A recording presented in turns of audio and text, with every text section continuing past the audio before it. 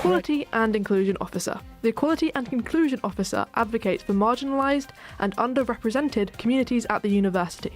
They will address systemic barriers and create an inclusive environment for the university.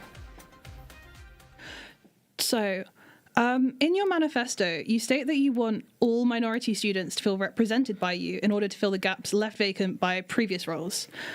That's a really there's a lot of minorities in York, so how do you plan to actually address all those because different groups will have different priorities and things like that. How do you plan to really make yourself accessible to that many different groups of people and also hear all of them? Well, obviously, we have kind of done this partially already. As a independent student within the DSL role, I campaigned for that a lot, which is why it's being brought in as a rep role. But obviously, I understand that it is everyone's concern that with a role this general, you're not going to find someone that ticks all the boxes. And although I tick many of them, I want to make sure that everyone's voice is heard and that all issues for all minorities are dealt with, not that there's like a hyper-focus on one specific group. So I'll make sure that people have like open spaces, direct messaging to me, and, have like regular check-ins so that they can raise issues. And one of the key issues you bring up is the timetable. What is it about the timetable that's an issue? It kind of depends on who it applies to, but for some people it will be for religious reasons if they are required to worship at different parts of the day.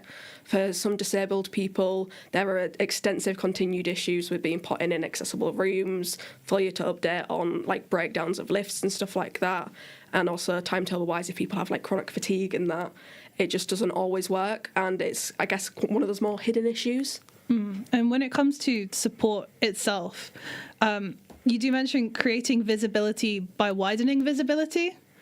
I'm kind of confused about how you create visibility from visibility.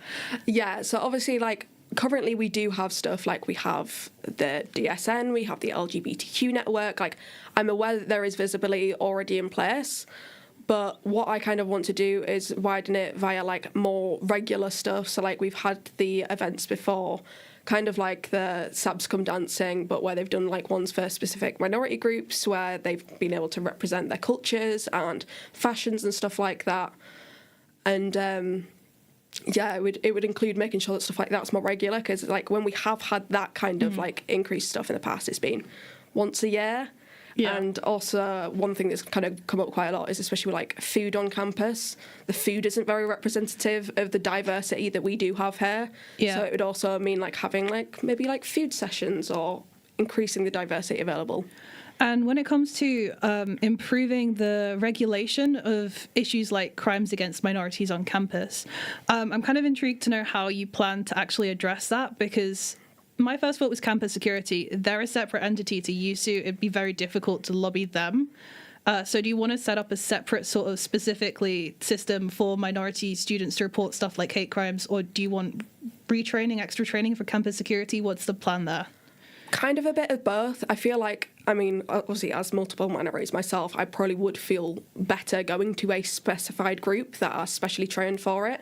But as of right now, the security that we do have, I know from my experience and friends' experience in the past, haven't responded appropriately to minority issues, such as being like, it's an open campus after someone's been quite verbally hate crimed. So it's a bit of both. Like, security should be better trained, but I can understand a lot of us minorities do need that safer space as well.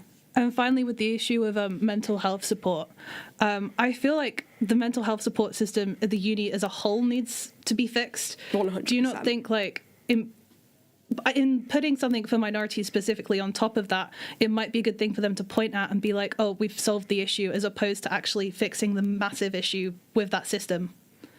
Yeah, I mean, I completely agree. There is a huge issue with the system, and I've been very vocal about that since my first year at the uni, as have many of my friends.